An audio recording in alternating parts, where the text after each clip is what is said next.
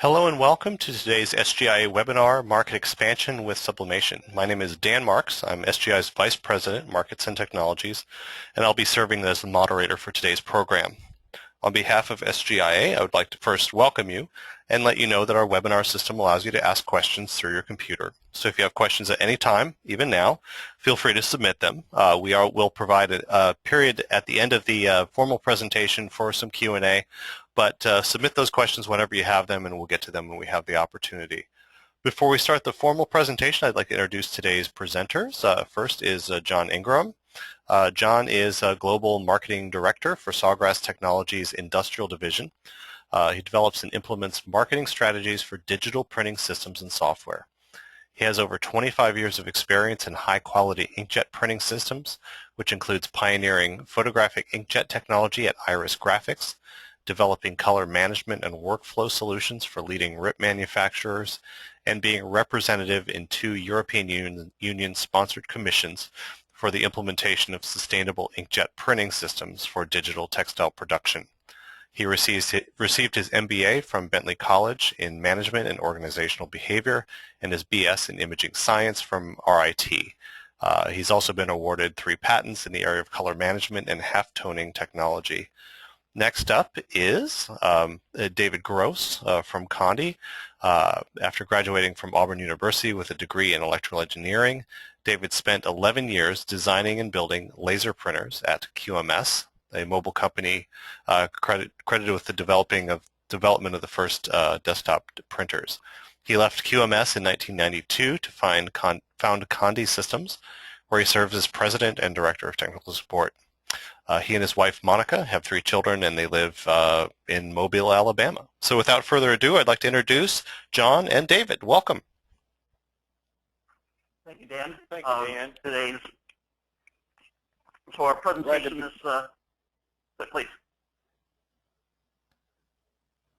Okay. The presentation this afternoon is on market expansion with sublimation. David and I are looking forward to going over a number of things, since sublimations are a very special area for us in terms of printing these days, and so we're trying to show you how you can leverage sublimation technology and how to gain more customers. Yeah, John, Dan, thank you. It's a pleasure being here. David Gross.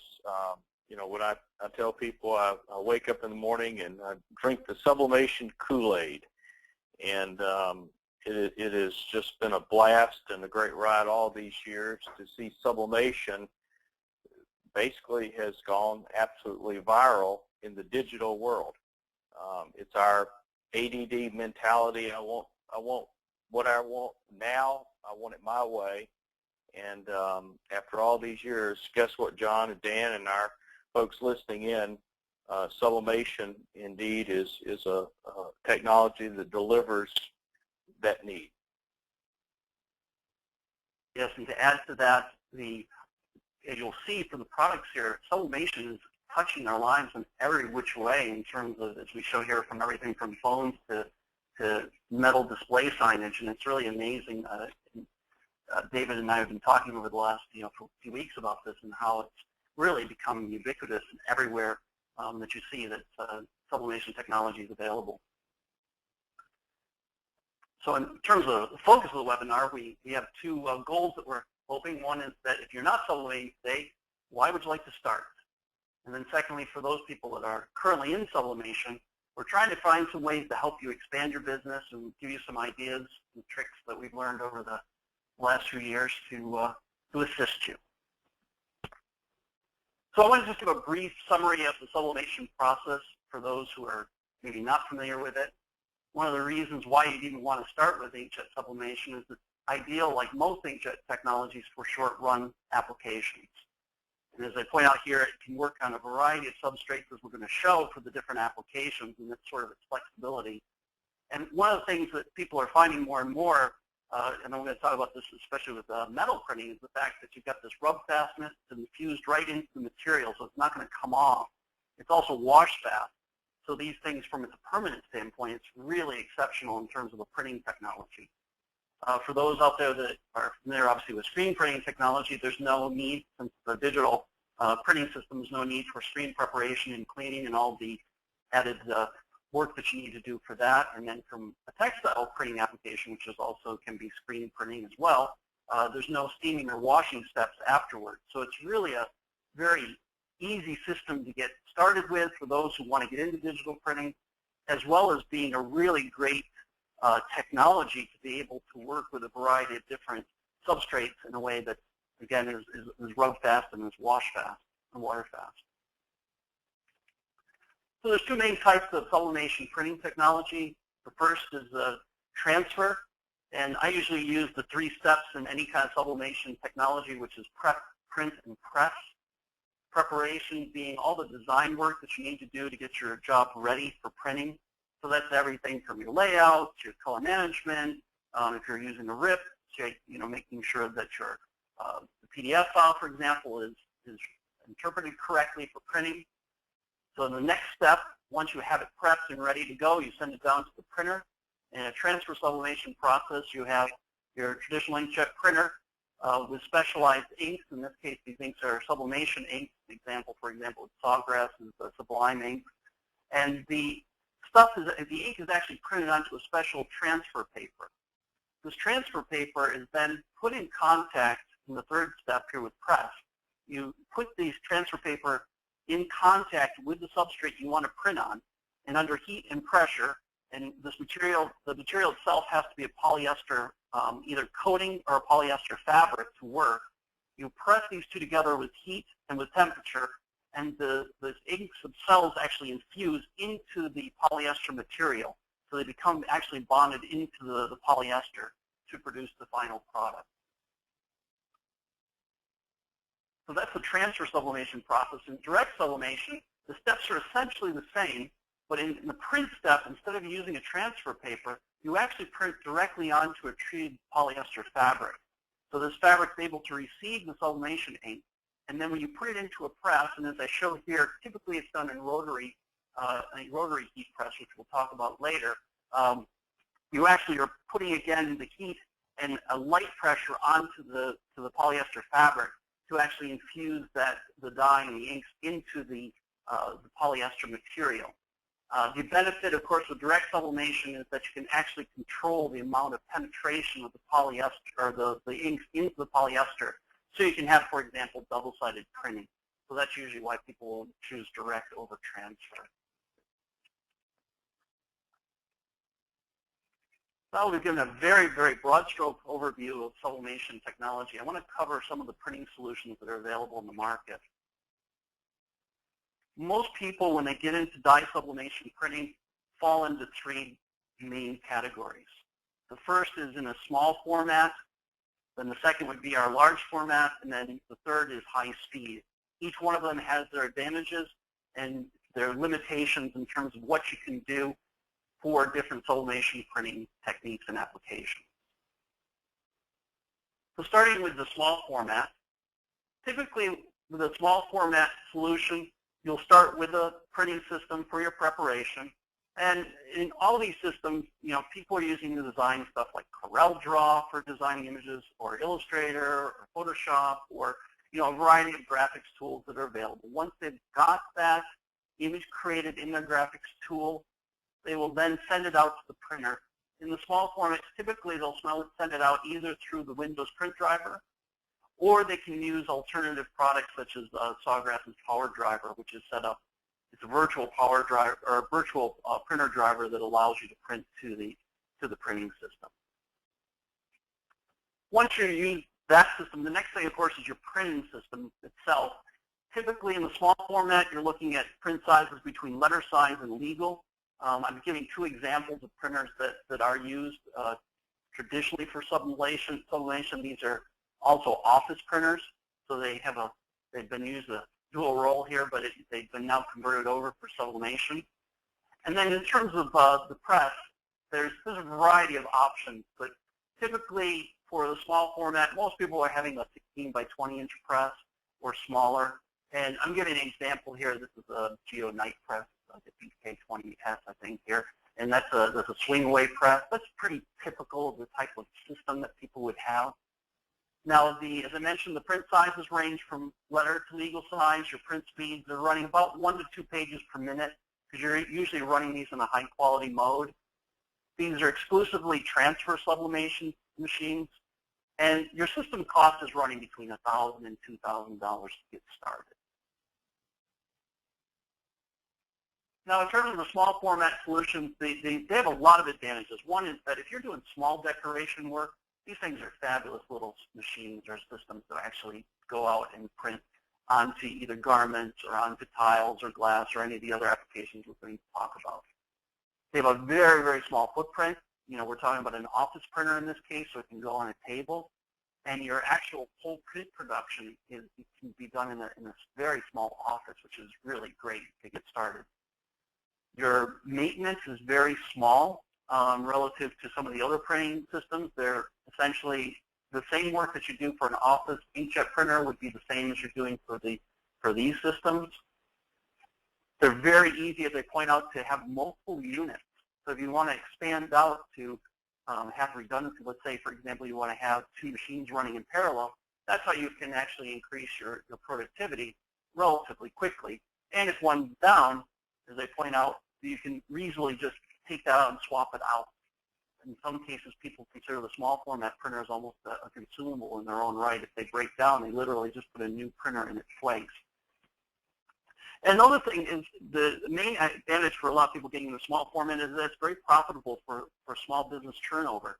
If you're just getting started out and you're making a few, samples or a few products for people in the beginning, but you're not getting a lot of run rate, you're not breaking the bank to get started. And I think this is, in many cases why people start at this route when they want to get into sublimation print. Some of the disadvantages or limitations: it's limited in terms of its print size, it's transfer only, it's certainly not designed for high volume, and again, as I pointed out, it's not an industrial printer. So if something happens to the printer, typically you have a tendency to just replace the unit rather than trying to fix the actual printer itself. Now, moving from the small format, we want to get into large format solutions. Things get a little bit more expensive and a little bit bigger. You have, instead of using the print driver for the system once you're working with Illustrator or PowerPoint, or Illustrator or Photoshop or CorelDRAW, typically now you're working with a software RIP to do your color and print production. The printing systems typically are running in the range of 24 inches to 125 inches. And these range in metric size. This means they're going up to 3.2 meters. Typical printer manufacturers include Epson, Mutoh, Lumaki, Roland. You'll see them if you read the SGIA journal. You'll see a lot of these printers advertised for sublimation applications. The press itself will be a little bit larger. Typically, customers are either users of the technology are either using flatbed systems or they're working with rotary presses, depending on how the actual throughput, the type of application, and their budget. In terms of the print speeds, we're running between 125 to 200 square feet per hour. Again, depending on the quality and how fast you want to run the system. These systems have the ability to do transfer as well as direct, so you have that flexibility with a slightly higher cost price tag compared to our small format. So we're running in the range between $20,000 and $150,000. Again, depending on the press and the printer and the software that you use. Advantages: you have the flexibility to do large and small jobs. You could do all the stuff that you could do at small format, plus you can get bigger sizes if you need it. You have the option, as I pointed out, to do transfer direct, and you have the ability, using the RIP software and the fact you've got this larger print area, to be able to nest multiple jobs on the page to get advantages of economies of scale on the printing sheet. Limitations: it's a higher startup cost. Anybody who's gotten in this knows that this is, you're now going from $2,000 to $20,000 as a minimum to get started. So that's a much bigger cost structure to get involved. You're going to need a larger space for these printers. You need a little bit more printer expertise. Usually you want to have some expertise in color management, which you learn as you start working with these systems. You'll have a little bit higher operational costs. These aren't the same as just a plain old office printer, so that you have to keep in mind when you're trying to work with these. But you're going to have a little bit more work with these to actually run them and operate them. And probably the most important thing from that I find with customers, you've got to have enough business for this to be profitable. If you buy one of these units, you've got to have enough throughput going in to be able to say, all right, I can actually justify the cost of these larger, a larger printing system. And the last solution I want to cover is the high-speed systems. These have basically come of age over the last couple or 3 years, I would say, with the improvements in printhead technology. Again, you're using a software RIP to get started for your preparation. Again, this is almost required in this case because you're doing so much more. The print speeds are higher. You have to do layout. There's, in fact, a lot of pre-processing that's actually done before you actually go into the printing system, which will, in many cases, have its own computer system to control jobs and where things will be printed onto the page. Typical printers, there's a number of them. The ones that are more common in the industry are made by MS and Reggiani. And these are much larger systems. We're talking 70-inch or 1.8 meters is traditional size for these printers. Their speeds, as I'm pointing out here, are much higher, 700 square feet and higher. And as I point out over here on the other side is that we have usually you're using a rotary press because these are roll-to-roll systems. These are not designed for flatbed. It could do it, but it's not really designed for flatbed heat presses. The price of the systems vary widely. Depends on how many print heads you have, number of colors, and the like. But they start out at about 140 to 150,000, and then they go completely up again, depending on what you put onto the printing systems. There's advantages, by far the highest productivity. You need to, if you're trying to run a lot of material through, this is the type of printing system to have. They're the lowest print cost per square foot, without question. You have one operator. You could have one operator running a large format, and have the same operator could run one of these MS printers, and the productivity is, significantly higher. You have the option to do transfer direct, like you have for the large format, and again, you have the ability to nest the jobs, again, like the large format. With the higher speed and the higher cost comes everything else that's related to high speed. You're going to have higher startup costs, larger footprint, far more maintenance operation. You're going to have a higher level of expertise required to run this, and you've got to have a large volume of business to make this a profitable operation for these solutions. And last but not least, with the small format and the large format, it's relatively easy to build redundancy into your cost structure and have 2 or more printers running at the same time, just in case one is down in your production house. But with the high-speed system, if you're going to make 2 or more of these, your investment is significantly higher. So we've talked about sublimation, we talked about the printing solutions that are available. Now I'd like to talk about how to expand your business. David and I talked about this at length, and we came across that we thought that 3 of these items were probably the key factors when you're looking at expanding your business. The first is the substrate, the type of applications you want to pursue, and keep continuing to look for new applications and new substrates as you're going forward. The second is design, how to leverage design, and how to leverage sales and marketing. I will cover the substrate and applications part, and then I'll let David take over and talk about the design and the marketing. So starting with applications, we talk about hard surface applications, and this is all the areas where non-textile related. Almost all of the materials I'm going to talk about in the hard surface have the same basic requirements. They all have a polyester-coated substrate, regardless of the materials that they're the actual base substrate itself. Almost all of them are done by transfer printing. It's rare to see direct printing, although I have seen it. In terms of the presses, almost all of them are using some form of swing wave press, large format press, or a specialty press, depending on the actual final product that's actually being printed onto. And then if there's any additional finishing, there's usually some form of finishing that's being done. The second thing about the hard surface is that they're primarily done in the small format and large format. There's very few people that I'm aware of that are actually using the high-speed systems for hard surface application. So the first one I want to cover is metal. As the industry's been hearing from time to time, is that metal is the new canvas.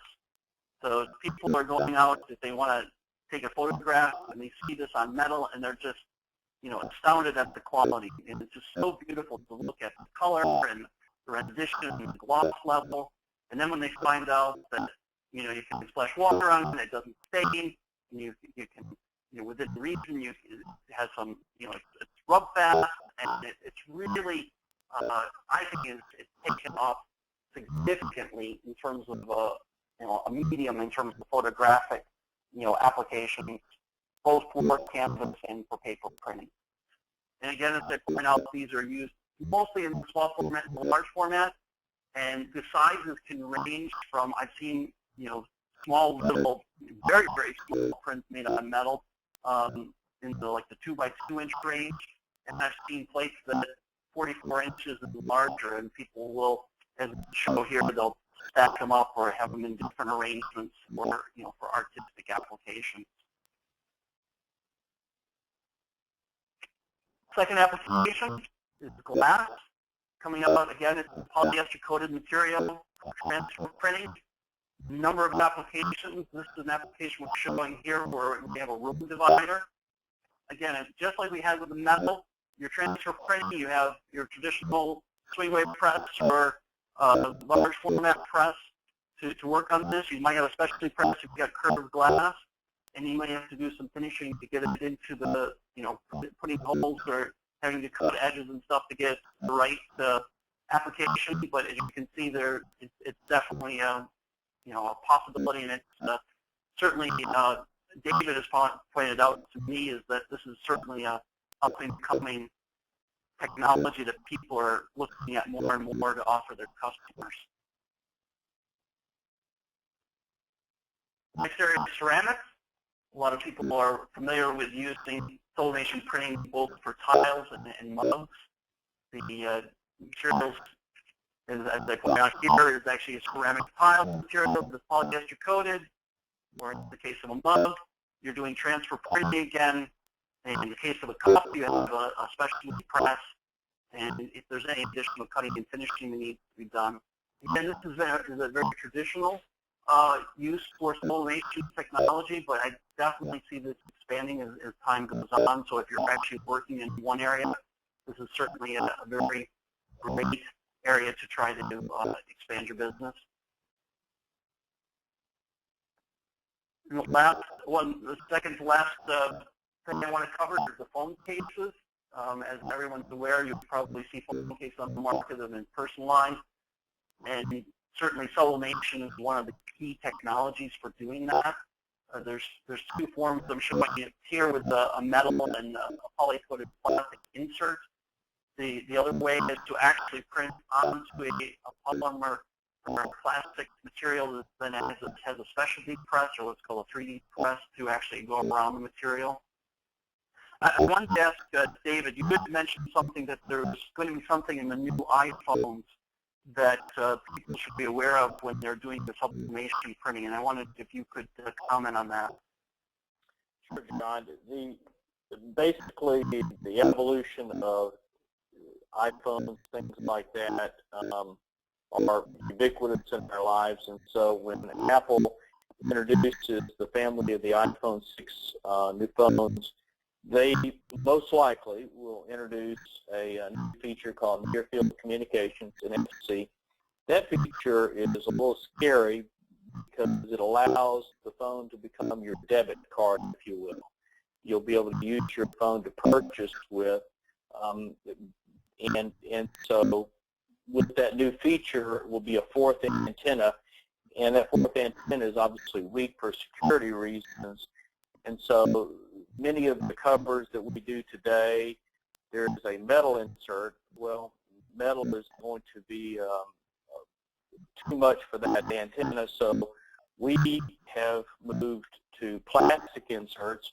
This is an extremely high-tech plastic, a very, very tough substrate, abrasion-proof, and so forth. And so you'll see changes in technology. Interestingly enough, Samsung with the S4 and S5 already have near field communications, but until Apple blesses the technology, no one really would use it. So never a dull moment in the world of devices and things like that.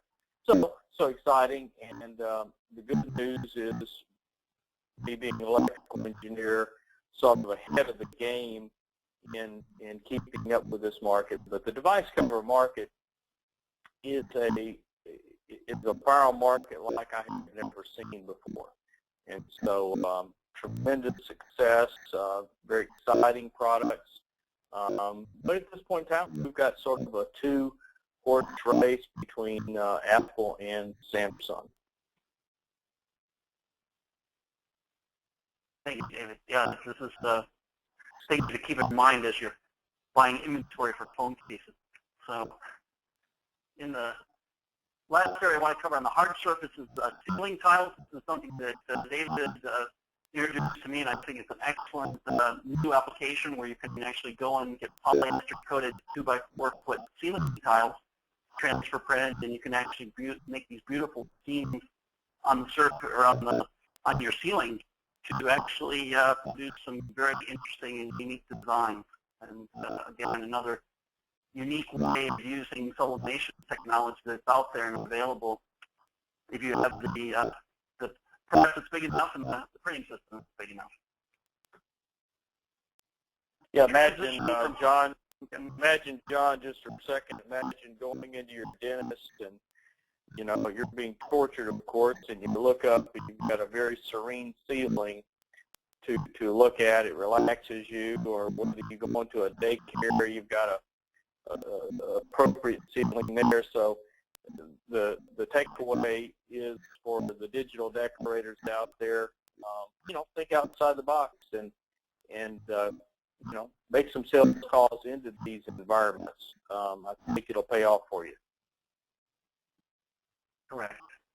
Yeah, absolutely, and it's amazing what I keep seeing over and over again in terms of how people they're coating things with polyester and they're printing on them.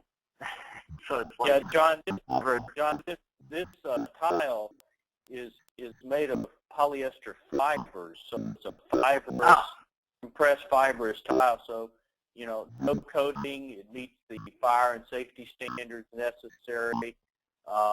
And in this is our break room, and we went over the top. We actually put a sublimation film over the lights, but I turned off the lights when I took this photograph. So it's a complete kind of thing. It literally glows in the dark. Just an awesome. Of course, you got to do some work to come up with an appropriate image, but that's the fun of it. Exactly. I think this is, as you're going to point out a little bit later about how leveraged the design. It's one thing to actually have that technology, but it's also equally important to be able to have a unique design that you can sell to your customer base. So moving from hard substrates, now I want to talk about some of the tech applications. The first one being pillows. It's a very common one. You can either buy blanks out of polypropylene, or you can actually get fabric itself to do cut and sew. Again, this can be done in small format for small pillows as well as for large format.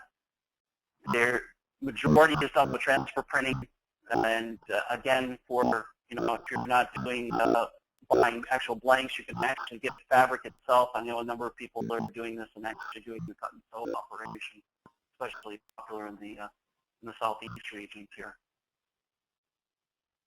Next area is socks. This is a growing little business in terms of using poly-knit socks to transfer print on. They're again, it's a thing you can do both in small format and large format. Another area for the textile area is in t-shirt decoration, either a small little applique or you're going through the whole, doing a full coverage t-shirt. And most of the time these are poly-knit products that you can work with, and you're transfer printing typically with a tacky transfer paper as opposed to a non-tacky. With the tacky will actually hold the transfer paper will stay in place when you're doing the actual pressing. And typically you're using a swing weight press or a flatbed press for this application. Next area is the sportswear market. A number of companies, both in the U.S. and in the Americas, are doing a lot of this work to do customized sportswear and personalized sportswear. It's usually a poly knit material. Again, you're doing transfer printing with it, so the tacky transfer paper. Sometimes there's coatings added to the finishes added to the polyester, but essentially it works the same for all these types of polyester materials. And again, the majority of this is using a rotary press for cut and sew applications. Another cut and sew operation and application is in women's apparel. This case, in case the material is a poly sheer or a poly chiffon. And in many cases, instead of transfer printing, people are printing directly onto these materials. And this is one of our first areas where you start getting into the high-speed areas as well as working with large format. And again, you're using a rotary press almost exclusively for these applications with minimal pressure, applied to it so you don't ruin the finish of the polyester. And then there's a lot of finishing and cut and sew operations that are done afterwards to produce the garment.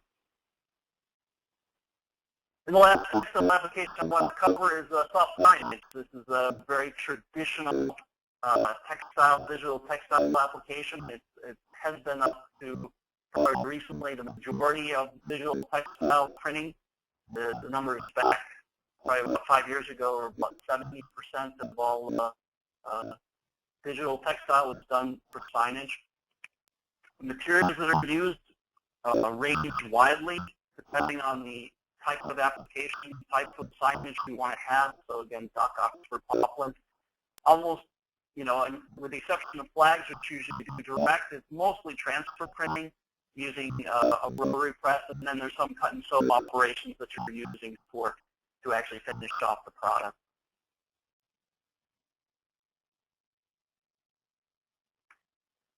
So I'm going to hand this off to David now to talk about leveraging design. Okay, thanks, John.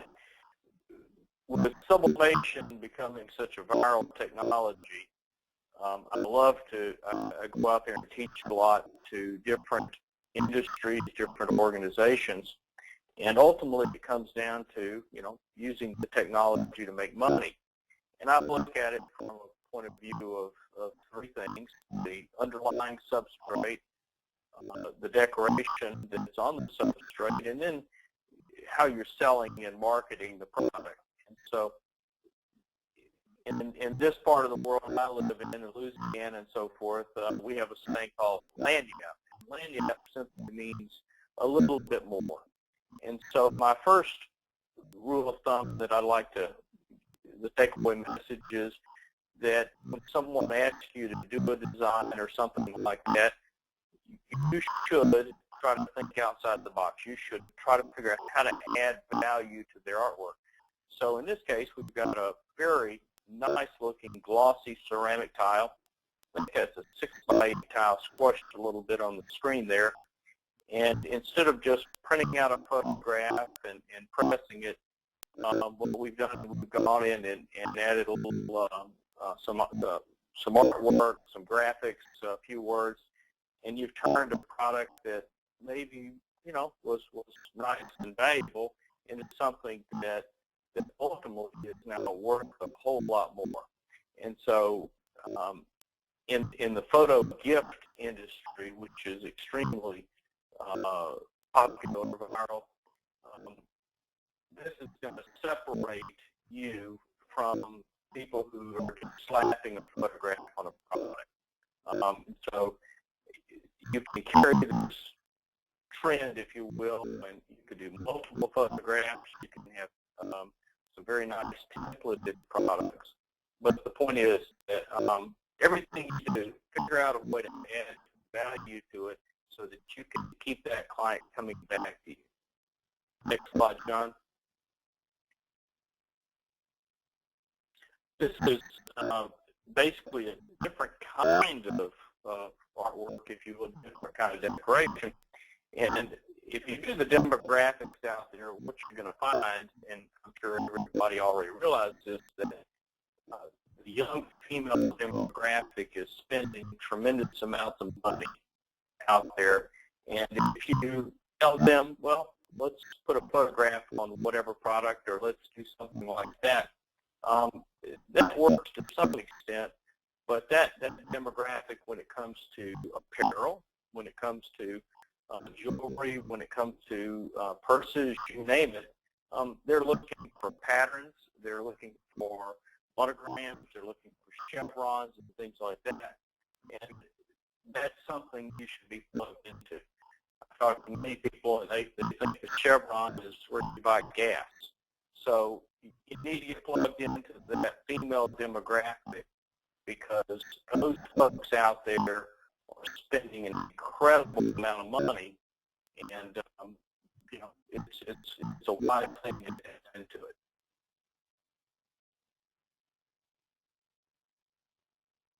The third thing, just to make a quick brush over decorating, is to tap into artwork. This is a young lady that we have worked with from high school.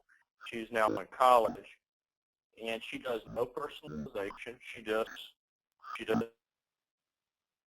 daughter, which is going to be a senior in high school. I said, what do you call this? And it's hipster art. And this kind of thing is just incredibly popular with everything from device covers and you name it. This lady has achieved over 100,000 followers on Instagram. And so the takeaway message here is you know, get out of your comfort zone, tap into the folks around you, and partner with folks that have this kind of talent. And you're sort of on the fulfillment side of this equation. They're sort of on the artwork creation. And so I think many partnerships, as we'll get into future slides here in just a second, many partnerships like this can add a completely new dimension to your business.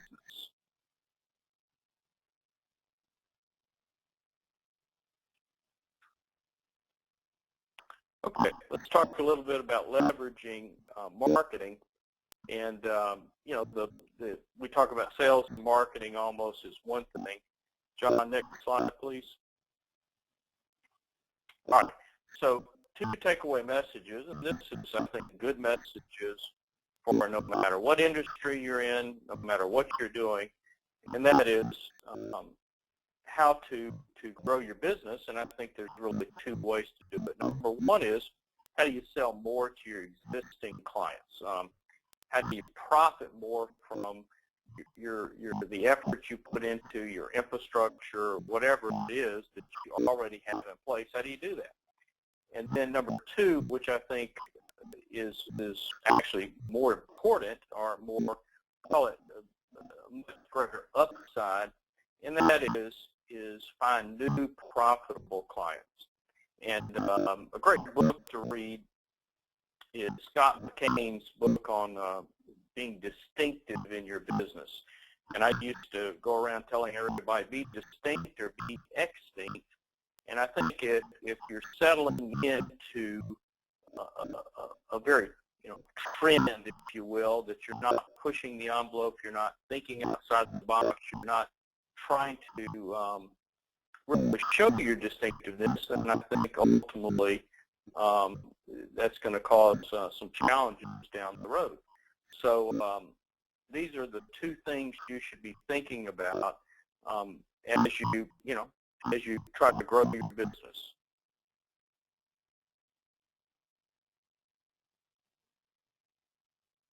Okay, so I think one of the easiest things we can do to grow our existing business, to sell more to our clients, is simply to add new products. And you know, I talk to people all the time, and they tell me, I'm happy with what I'm doing, and they'll say, I don't particularly like that product. For instance, there's a set of flip-flops here. I wouldn't be caught dead with the set of flip-flops on my feet. I'm not a flip-flop person.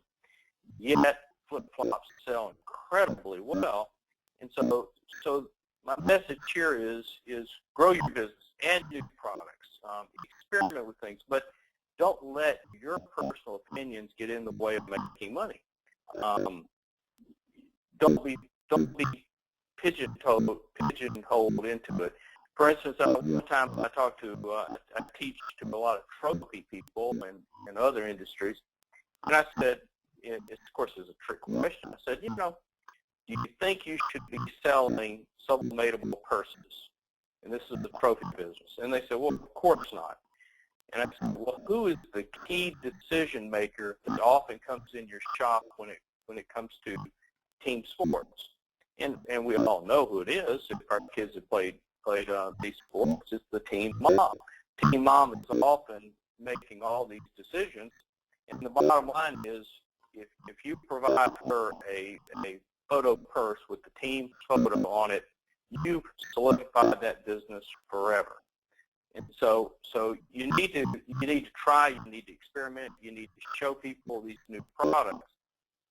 For instance, name badges, I think, are one of the most profitable products because it's a B2B kind of thing. Sublimation does the best job of any technology, and so you need to be tapped into that. You need to add new dimensions to your business. You need to freshen your business up.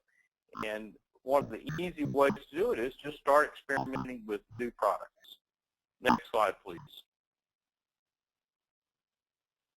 All right, this is a tough one for us men here, and that is that many of us that have storefronts, that is, we've not freshened up our storefront maybe ever, with new samples, new excitement,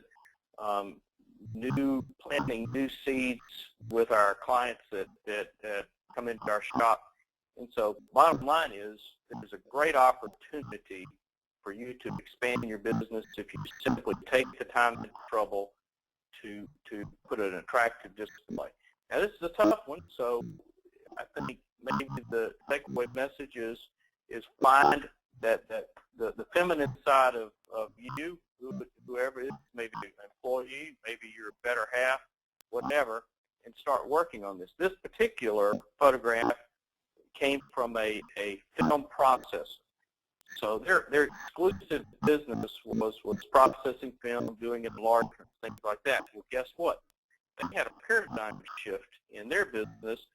They lost essentially all the revenue when film stopped coming in the door. And this particular company truly reinvented themselves well outside of their traditional markets because they didn't exist anymore, and they're doing exceptionally well. For instance, they even have a part of their business for screen printing. And they're doing high volume gifting. So they'll hit the gift shows and just a tremendous success story. And I think all of us want to grow our business. The story that I tell is I ask people, do you have a slow season? And many organizations do have slow seasons. And I go, do you want to have a slow season? And the bottom line is, with an expansion of your products, with planting seeds like this, you can greatly grow your business, and you can get to those slow seasons. A lot of folks, trophy shops, whatever, they're not doing anything near Christmas, and Christmas is one of the hottest seasons for photo gifts, of course. Next slide. This is an easy one for everybody to do, and that is when you make a product, take a picture of it. And if you can, take a picture of it with the client who's receiving the product or whoever's picking it up, and start uploading those photographs to your Facebook page, upload them to Instagram, and show people what you're doing. I'll go talk to people and they'll say, yes, my showroom looks pretty dull, but I'm turning out some great looking products for our clients. And I said, well, how in the world does your client know that you're capable of doing this? And so this is just a great way of doing it. If you think about a mug, for instance, you've got 1,000 different themes that are possible in a mug. Well, there's no way you have the showroom space to show all those themes. So what you do, you take pictures of them and let people know. And everybody that we're speaking with, I think, probably should be involved with social media. Take advantage of your Facebook page. Let people know what you're doing. And I can tell you that you're going to plant those seeds, and people are going to communicate with each other, and you're going to create a stream of folks that are looking forward to getting these products from you. This is just the Instagram page for a client of ours that he has a weekend business. This is at the flea market. He works 2 days a week, and it is a solid $60,000 a year profit business. Profit. It is, flea markets are ultimately going to drive you insane, especially outdoor ones with heat and cool. But he really practices many of the things we talk about with letting people know what you have and so forth. So an awesome success story. All right. Just as an add-on to taking pictures, if you don't already and you're lucky enough to have a storefront, install a flat screen monitor. And they're inexpensive, they're great quality. Buy one that has a USB port. Put your files on a flash drive and show people the products that you're doing. And, of course, do the Instagram, Facebook. We, for instance, have at Conde TV, we have now a very large collection of unbranded videos for vertical markets, pets, automotive, you name it, things like that. And those are great things for you to play on your flat screen as people are coming in. And again, the concept here is very simple. You're planting seeds about what you can provide your clients. All right, so as different industries that I speak with, some of them really, don't get this at all, but I hope you're going to be the one to take this, and that is that everything that you produce that leaves your door should have the appropriate, what I'll call referral information. Many of the things you produce the person you're handing it to go out the door, that's not the person who's ultimately going to receive that product. And so you need to figure out a way to put your information on that product. In addition, if you can, put the file name or whatever you want to code in it, so that when somebody does call up and say, hey, I need another one of those, if you've got the appropriate file name or information on the product, whether it be a garment or something otherwise, then you're able to handle that request without asking 50 questions. And so it is essential that you figure out some way to do that. In the case of apparel, it's fairly easy. You can use transfer paper, print it, and into little labels and press them at the bottom of the garment or wherever. So it's easy to do. So almost every product will have a convenient way. This alone is an incredible way to grow your business. Just incredible. So you can ask us about, okay, how do I put my information on this particular product? For instance, on name badges, you can sublimate on the back side of most of the name badges, and you can sublimate additional information that's valuable to the company, for instance, important telephone numbers or whatever. But this is something you must do. It will pay handsomely in dividends.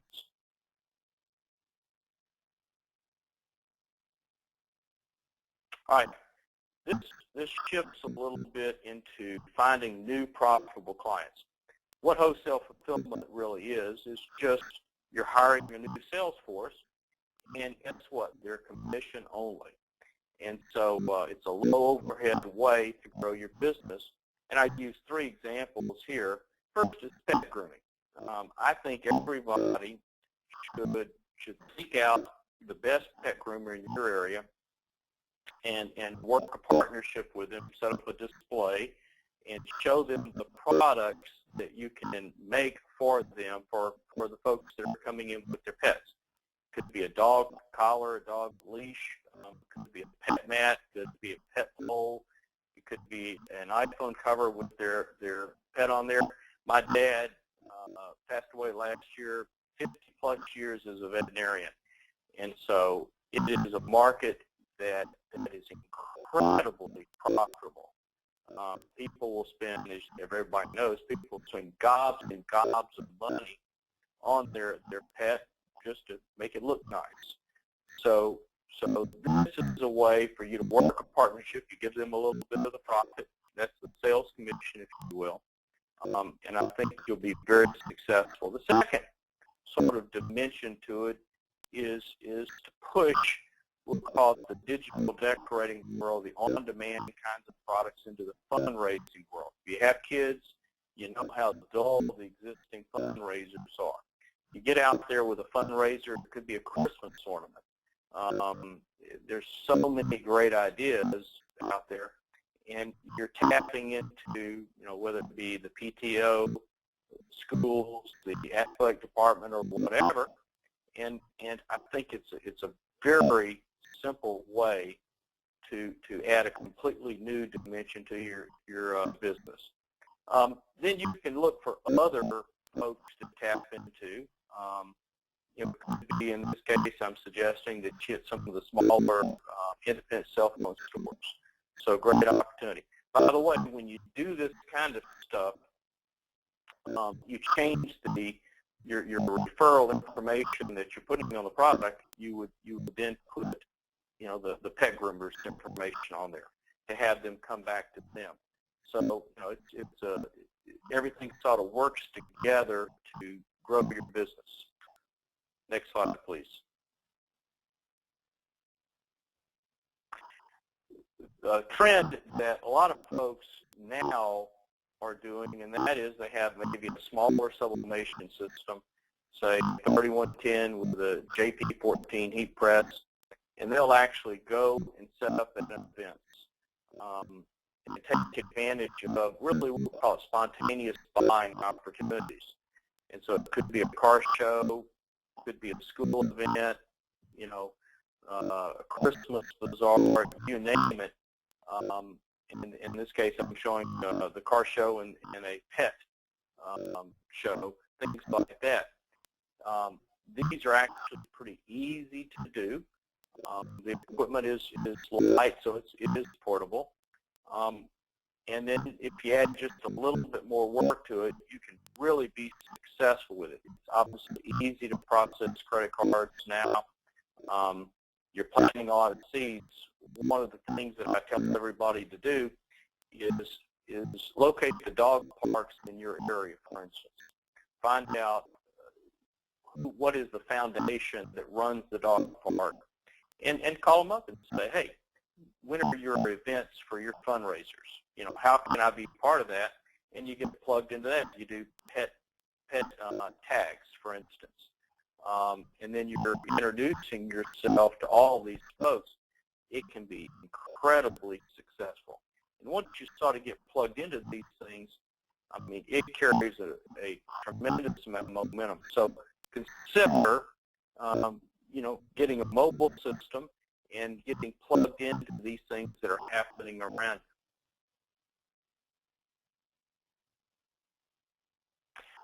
Sort of an interesting, as we get to conclude this part of the presentation. I went to some software developers, and I love talking to people and learning new things.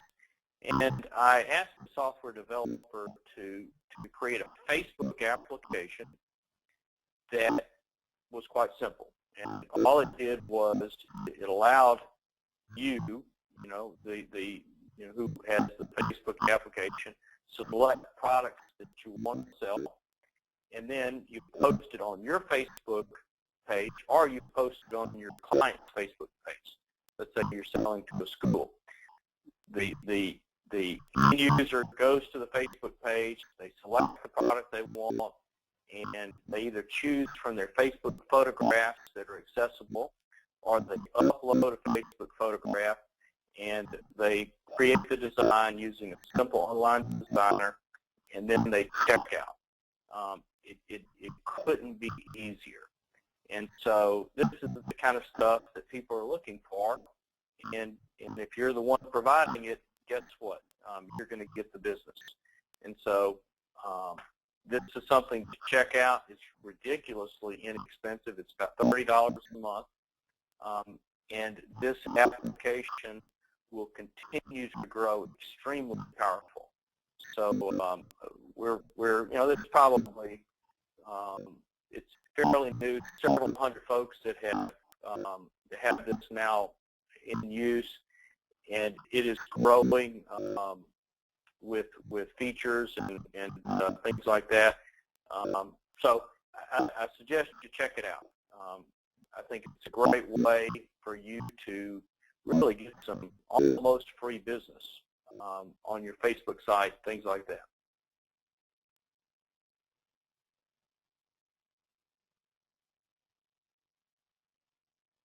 All right. Well, as John and I have talked about, we've really covered a broad brush of sublimation and how exciting technology it is. And the bottom line is that every day when I wake up, I have really two things on my mind. Number one is what products can we bring to market, and then number two is how can we help people be successful, like with the Facebook app. For instance,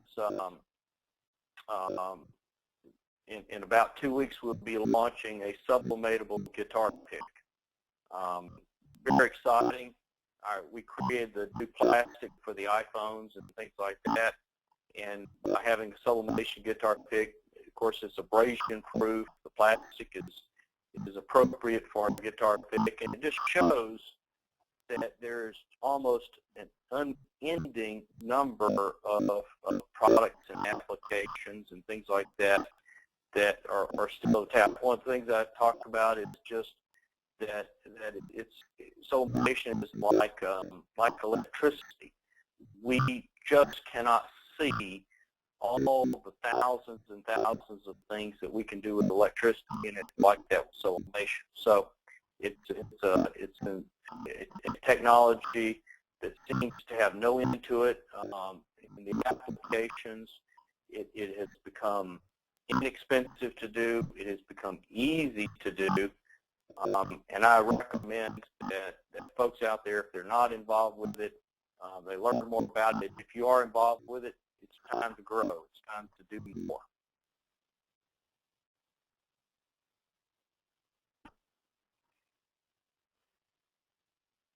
John, do you want to close this? Yeah, that'd be great. Thank you, David.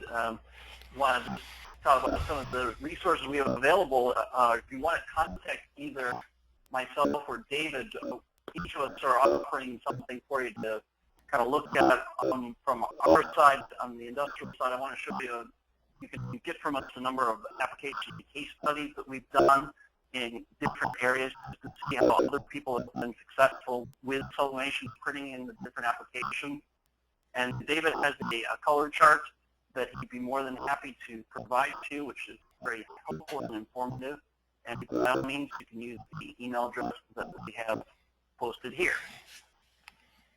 Yeah, the color chart, John, just to clarify, one of the biggest technical challenges for people is they believe that they can use their monitor for picking colors. So if you're trying to match a school color, trying to match a color on a business card, trying to match a Pantone color, you cannot use your monitor.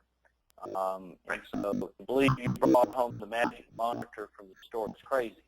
So I've tapped into some great palettes that are out there in Illustrator and Corel, put together a nice color chart, about 2,000 colors. You print it out, you sublimate it, you pick your color, you go back to the computer and choose that, and you're going to nail color matching And color matching really separates the boys and girls from the grown-ups. Correct, and that's been since the beginning of inkjet.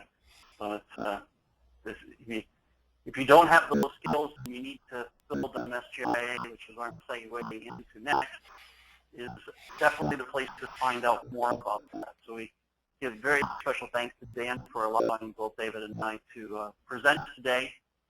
If you aren't already, I would highly encourage you to join SGIA at their website, sgia.org. Among the other things that you can get as benefits is certainly the journal. The SGIA journal is extremely helpful in terms of what's happening in the industry. They've just recently started a segment with, I think it's 4 times a year, Dan can probably clarify that, where there'll be a Garment edition for digital textile applications as well. So that if you're interested in that, by all means, I would highly recommend that as well.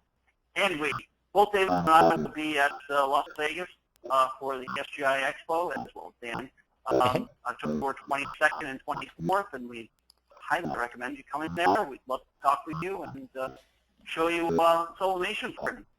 So that's open to Dan and any additional questions. Okay, yeah, we have time for just a few questions. I'll try to pepper these in here. First of all, there was a sample showed earlier in the presentation that was printed on glass, and the person asking the question said, how do you get a white point on clear substrates? The technology that we use for this David Gross, the technology that we use for our coating, the sublimation coating looks relatively clear, but the magic, if you will, is when we sublimate into it, it becomes relatively opaque, so that it's viewable from both sides. It used to be, we would do a 2-part coating. One would be clear, one would be white. And we've had some advances the last couple of years that have allowed us to make progress. So probably the best way is for you to get a piece of our glass and try it for yourself, or we can help you to do it. We can do it ourselves for you, but so that you can see the results. But they're nothing short of spectacular. Interesting. There was an example of a person who was selling a lot of products, I guess, online.